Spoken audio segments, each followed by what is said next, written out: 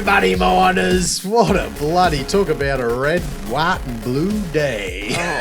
God. USA. Oh, far out. Does it bloody Twitter and everything get taken over by the friggin' US election? Anyway. I opened Twitter for Min-Twit news, but yeah, I think there's a 48-hour just complete politics. We've found some mining to put in relation to this. Obviously going to talk about the Trump win and what that's going to do for bloody what it's done and what it possibly might do to the mining world. We'll make it mining. Who needs JD for macro, Matty? Because you're the expert. Macro Matty. Mate, he'd be lucky if he gets let back in the door with my macro expertise today. I've just realised I don't even need him. But anyway, we'll see. JD, judge me on it. See how I go. Trav, bloody interesting comments in the world of lithium last time from the biggest lithium company. Yeah. Fascinating. Totally. Yeah, I'm keen to just look at what's going on with Albemarle under the hood. They've reported their Q3 earnings and also make some dire comments about the cobalt market from the world's biggest cobalt producer too. Oh, interesting. Plus a funny Trump trade I want to talk about, which is in our world of mining. Junior mining stocks went up 108%. I was about to say, I can't believe it's not Bitcoin that you're going to talk about. Yeah, well, that didn't go up 108%. Only 8%, yeah. So for anyone that lived under a rock yesterday, you would have known that Big Trumpy ended up just bloody smashing the crap out of old Kamala. Yeah, absolutely. You'd class it as a bit of a landslide victory. So, but the effect on, commodities and equities and stuff, that whether who predicted what would happen. Mate, copper down 4.2% on the back of it. They're back down to $4.17 a pound. I guess the comments and some of these comments from the UBS note this morning about concerns of slower energy transition and weakened demand. But funny that Tesla was actually up 22.8% after their win.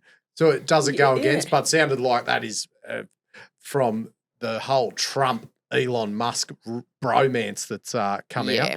God, if the Joe Rogan podcast had shares as well, that would have went up. There's a bit of you can see what was going on there, but that's a huge move for a company that size. Gold. So you've read on the goldies today, down 2.7%, so 26.76. So because the US dollar rallied on the Trump victory, Aussie gold prices retreated from 41.90 to 40.64 in 2 days. Still bloody.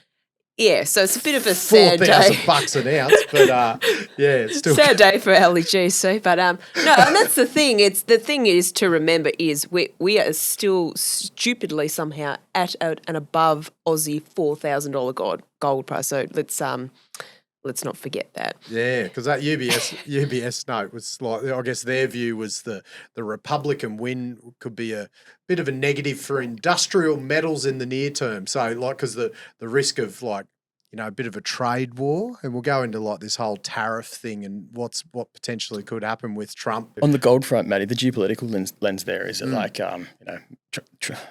market thinks Trump's got a better probability of just getting a deal done with Putin, and so if you have reduced kind of tensions with Russia, then that's less geopolitical kind of concerns, which make gold less relevant in that environment. And do you reckon Taiwan as well?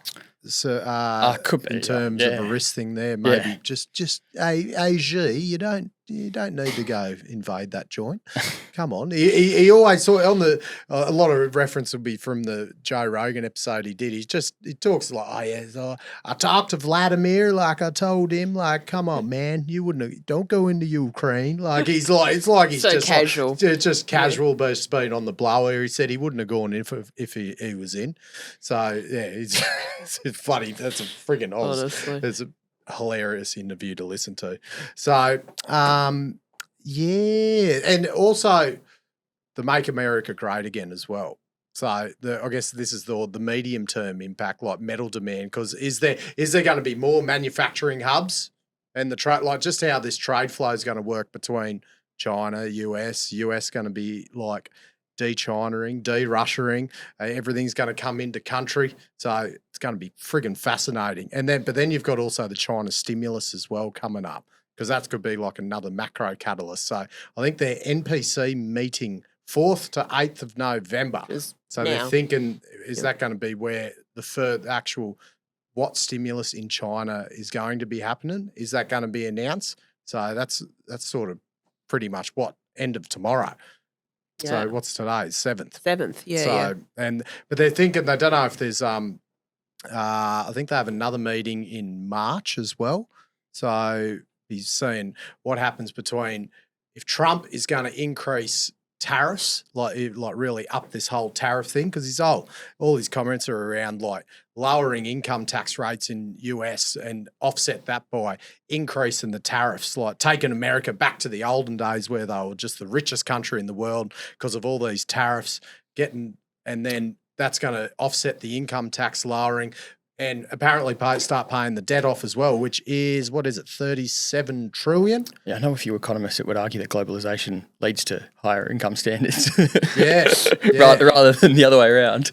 But the deglobalization is a trend. I get a bit nervous. I mean, you described the whole kind of push on mad in-country industrialization. That's a theme. Stimulus from China at the exact same time. That's another theme. Both of those things just result in adding more and more government debt, and also an environment where you're reducing taxes, but you're not actually cutting out a lot of government spending. That just short-term sugar hit, markets rally, blah blah blah. What happens in 2 years' time when is there some sort of something that happens where all of a sudden the market gets pretty nervous that literally you might have the inability for a sovereign country to repay its debt? That's a scary thought.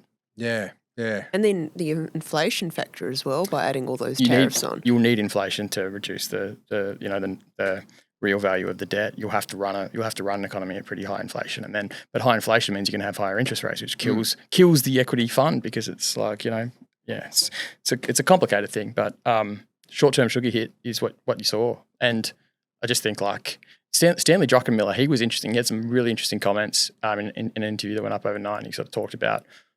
He's getting pretty. He's positioning being pretty fearful for the return of inflation at a time when the Fed has actually guided towards a Fed rate cuts. So it's just he doesn't think inflation's actually a forgotten factor. He thinks it could return in a heated way. Yeah, and because if you step through what might happen with this, I guess the tariff side, it really just tariffing the shit out of everything. And you think of commodities and think of what's coming out of China, which is freaking effectively everything. So imagine disrupting that global supply chain with this increased tariff. So potential supply shortages, which could effectively drive up commodity prices. So you drive up commodity prices from a supply shortage. There's inflation right there. Everything will just start costing more. And then you couple that with lowering the income tax rate. So they're at 21% now, the corporate income tax rate for America. He talked about lowering that to 15 eventually. So that increases your disposable income, increases your spending.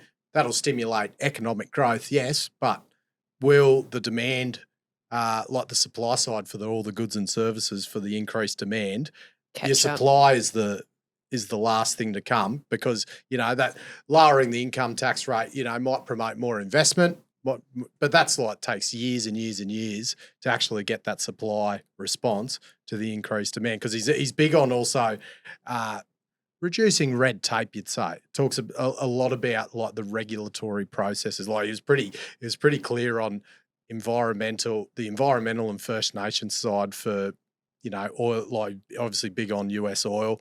Mining will be the same, talking about what effect that has on bringing on these projects. So whether the regulatory process lowering, but still, even if you lower that, you still got to build everything, and it's a big delay to get to that point. And as you said, the only way to control all this increased demand, if there's more money, is interest rates.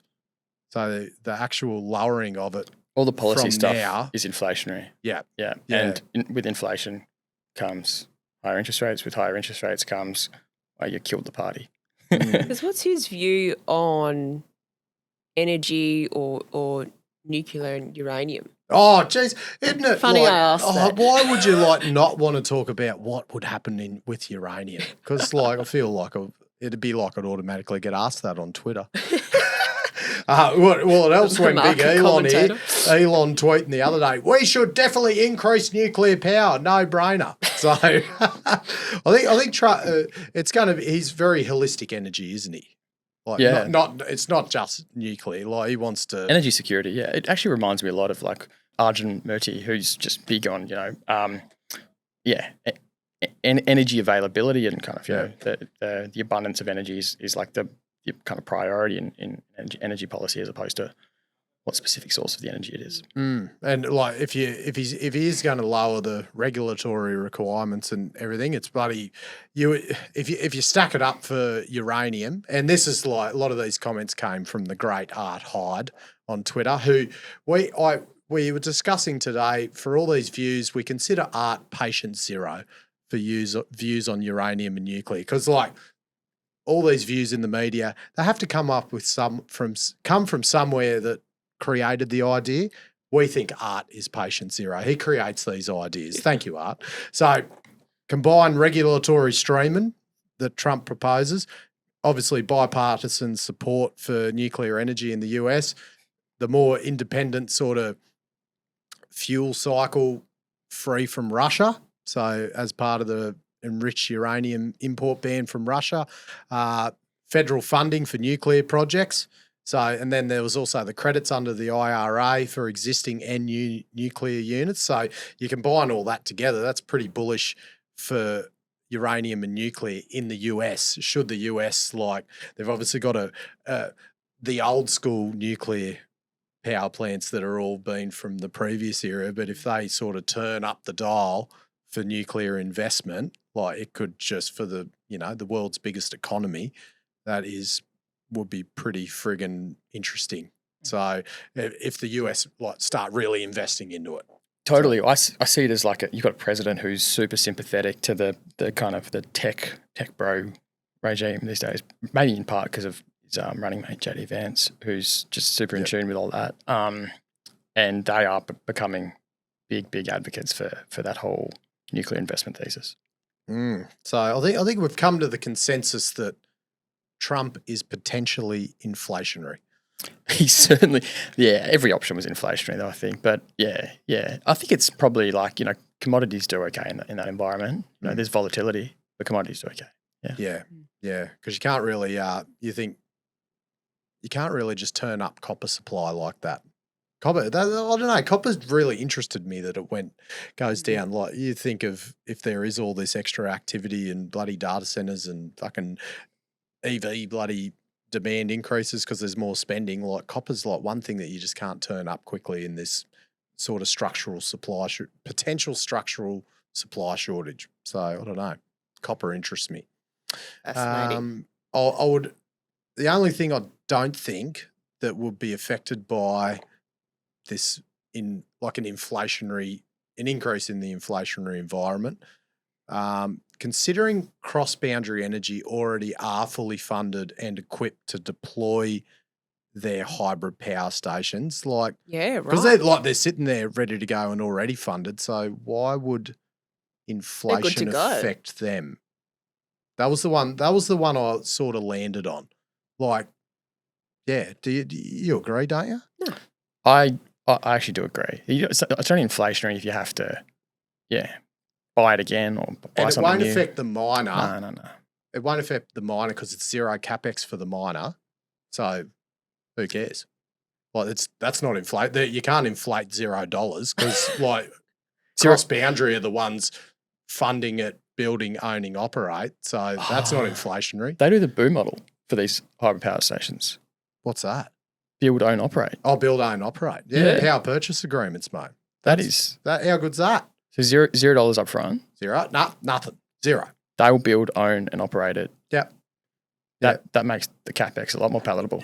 Great for an MPV because your cost of power from 10 years isn't even in the MPV. So who cares? It's just perpetuity. So easy as that. Rio Tinto was a client. How much more bloody validation do you need to get CrossBoundary Energy to build your hybrid power station? Same as the capex number, zero. I see you've got a bit of a competition here, Maddie, as well. Well, I would say I will tell you who to call a CrossBoundary, but why don't the first person that comments on the YouTube video of who you call a CrossBoundary Energy gets a free Money of Mine t-shirt?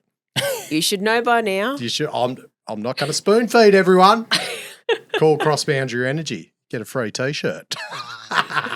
Oh, what a bloody day job! Travis. Matthew. The world of lithium Lithium and cobalt. and cobalt. Yeah. Cobalt. Pretty big comments out recently, Trav.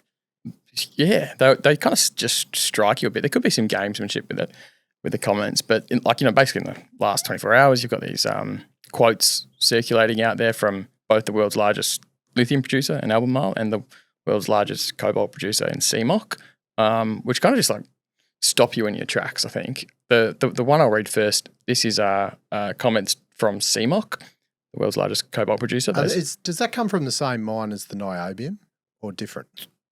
CMOC stands for China Molybdenum. Oh, it's not the other. It's not CBMM. But isn't CMOC the there's other? There is another. Yeah, CMOC own the smaller mine. Yeah. Same CMOC that own the niobium mine? Correct. Very good. Yeah. Sorry, mate. Continue. So, this comment is, we predict that EV batteries will never return to the era that relies on cobalt. Cobalt is far less important than imagined. The proportion of batteries containing the metal may eventually drop to less than a tenth. Pretty Fucking powerful. hell. Crazy. And they've been, they haven't been tapering their cobalt production. They've actually just been kind of, like selling heaps of cobalt into the market still. Whereas, others in that market, being Glencore, they've sort of been pretty cautious about how much they're selling into the market at these sort of depressed levels. But CMOC, be it gamesmanship or otherwise, are putting those comments out into the open, which really kind of, That is punchy. punchy, very punchy. So is there, what are they, is there a differing chemistry now for the longer range batteries? Like, is it the same for nickel? I gather we're talking about the original NMC. thesis of the NMC battery. That's how I see it. Yeah. I wonder if there's an alternate long range chemistry that still requires nickel but not as much cobalt. Well, I think you're getting better and better range out of the LFPs as well, or the LFMPs. So fascinating though. Well, I suppose you wonder if the longer range will just, the hybrid models will be the longer range instead of. Precisely. Yeah. So if you're going to have longer range, why have a longer range battery when you can just have a hybrid? Plug-in hybrid. Yeah. Anyway, there's still a lot to come out in the consumer preferences of EVs. It's kind of hard to. And then they change a lot. The chemistry changes a lot. Yeah. And then the big comment from Ken from Albemarle as well. Yeah, this is. I think the actual comment might have come a little bit earlier, but it's done the rounds in the Reuters headlines today in relation to their Q3 results. They've actually got a call tonight, 9 p.m. Perth time, in relation to their quarterly results. But they effectively they lost $1 billion net profit in the quarterly in the quarter, which is a fair bit of money. In the quarter, yeah. A lot of that's a write down though, but the cash is still dire. But this comment is, we do think the price is going to be lower for longer. We're positioning the company to compete at that level. And, this is in relation to a bunch of kind of job cuts that have happened throughout that company, a bunch of CapEx that's been, tapered and halted. And, we've seen the impacts of that in even Western Australia. But I did want to peel into Albemarle because it's a, US company. We don't always kind of go into the weeds on it, but it's a fucking important and a very important player in the lithium industry. And their views probably should be interrogated, right? They are reducing their workforce by 67%, representing 15% of non-manufacturing workforce. They're decreasing the FY25 CapEx by 50% versus FY24 to an anticipated, approximately $850 million CapEx to be spent in FY25, which still seems like a lot. Specifically on them, there's a slide I want to draw attention to, because this is why Albemarle have their hands full from just an acquisition perspective at the moment. If you remember in February, we actually did a show, and it was when they were raising money, and I think I talked about how the raise was really to do with their financial covenants. They reshaped those covenants to avoid breaching them back then, and they've reshaped them again slightly in October. Well, here's what the covenant to pay attention to here is their leverage ratio limit, and the way that leverage ratio is defined in their debt docs is this a net debt to adjusted EBITDA, or adjusted net debt to adjusted EBITDA. And you can see in the September quarter, that ratio was 3.5 times, which they rightly say is well below the limit of 5.5 times is the upper bound of that covenant. But that's 5.5 times upper bound in September. What about next quarter? In the next quarter, that upper bound falls to 4 times. So, 4 times is being your upper bound on that covenant ratio when you're currently sitting at 3.5 times. They're going to be cutting it real skinny to not breach that covenant, and hence I think why you can see them just in absolute kind of austerity mode. They don't want to have to draw down any extra debt because that puts them at further risk of breaching that covenant. There's 2 things you can do to improve that covenant. Be very cautious of what your net debt is, or be very focused on what your EBITDA is, and you can control the net debt incrementally more by just pausing capex and all that sort of spend. But it's a tough time for them, even though they are the lowest cost bloody lithium producer, which is really fascinating to watch play out.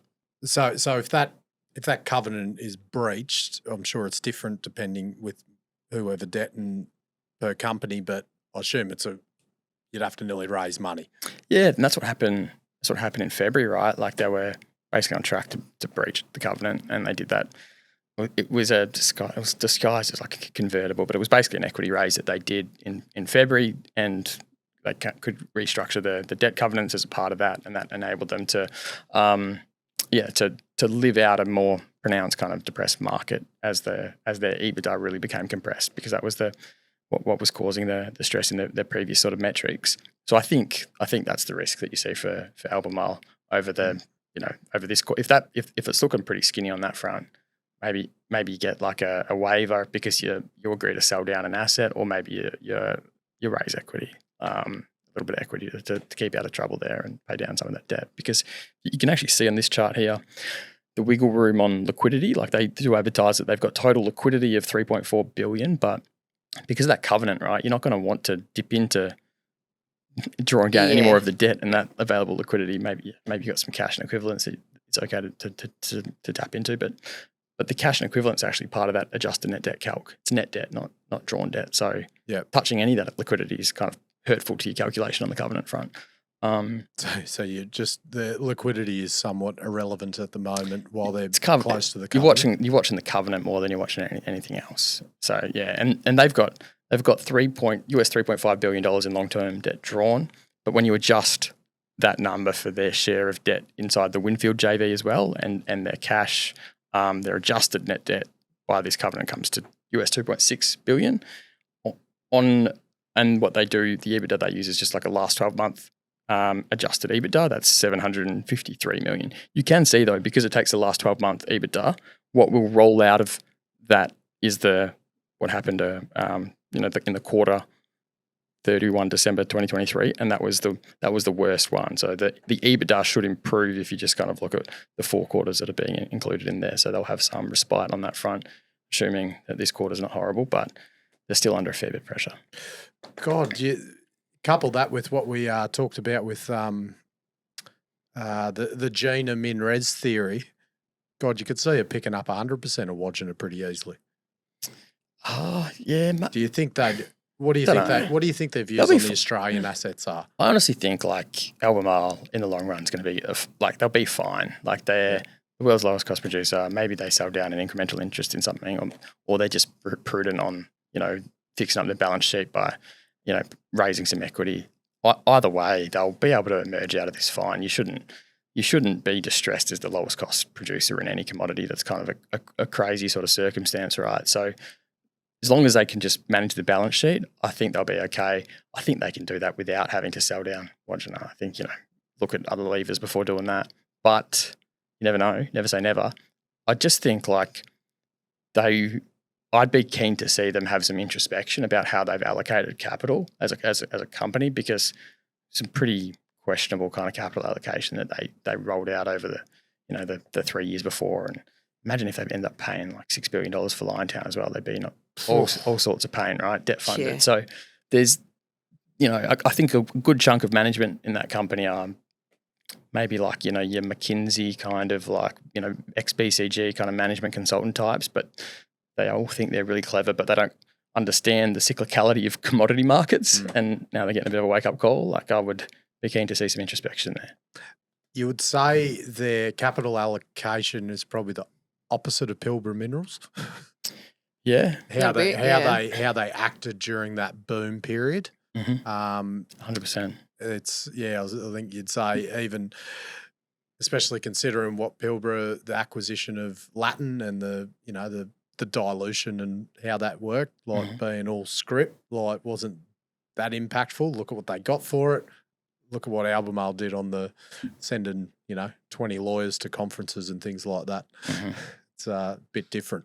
Very different. Yeah, they are. I think on those Australian operations, like, and that's the thing. It's like it's just freaking all. It's all in lithium, like all in. Like where you got all these freaking rich pegmatites sitting around. Like I just think they need a Daesh Sat helicopter hovering right over all those bastards right now and just doing gravity magnetic testing and just see if there's some other commodities there they can diversify. Mate, Daesh Sat, our new bloody partner, should be bloody flying the shit over bloody Greenbushes, Wodgina, mate, even Kemerton. That is... You never know if there's there might be some gold, copper or something right next to that Kemerton plant. It's worth a check. But you won't know if you don't get Daesh Sat to pump out a gravity, a seismic survey. Mate, some Daesh Sat soil sampling. Mate, doesn't even need to be helicopter, bloody drones, on the ground, mate.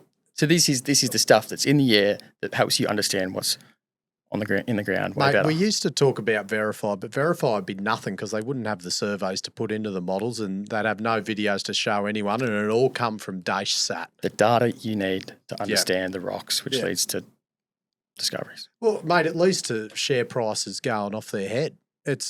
I've got a case study. Regis. They've had 5 crews working at Regis at Garden Well doing gravity surveys. Nothing to do with gold price, nothing to do with closing out the hedge book. That's a Daesh Sat effect.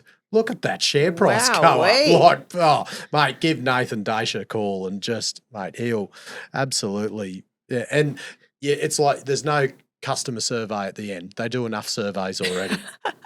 Because you don't need it because it's just 5 stars for everything. Phone number in the show notes. Great work, Daesh Sat. Right, Trav. The Trump trade that is not Bitcoin. No. What is it? Trilogy Metals. It's esoteric, and that's why I wanted to highlight it. What's esoteric, mate? Just a bit different, nice. It's off the beaten track. Always learn it. Yeah. You can add that to the thesaurus. Yeah. What's that, mate? Shift F7. Yeah. I just think it's an example of some of the really interesting kind of event-driven trades that exist in our niche markets, like mining juniors, for example. Like this is a junior mining stock that went up 108% overnight, and it was probably off your radar. The stock is listed on the TSX, and it's now capped at $240 million, but it was obviously like half that a day ago. And it basically, Trilogy Metals, they share a 50-50 JV with South 32 in Alaska, which hosts the Ambler copper deposit. So why was it a Trump trade? In Trump's last office, the US Bureau of Land Management approved a 340-kilometre road through the wilderness to kind of enable this project to advance more and more exploration, all that sort of stuff.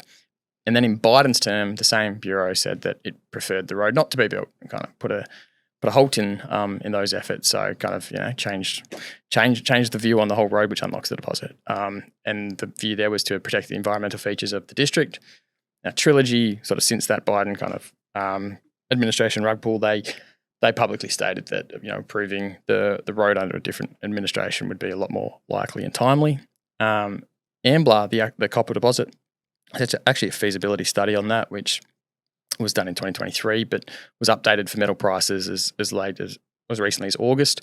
And in those updated prices, it puts out a US $1.7 billion NPV.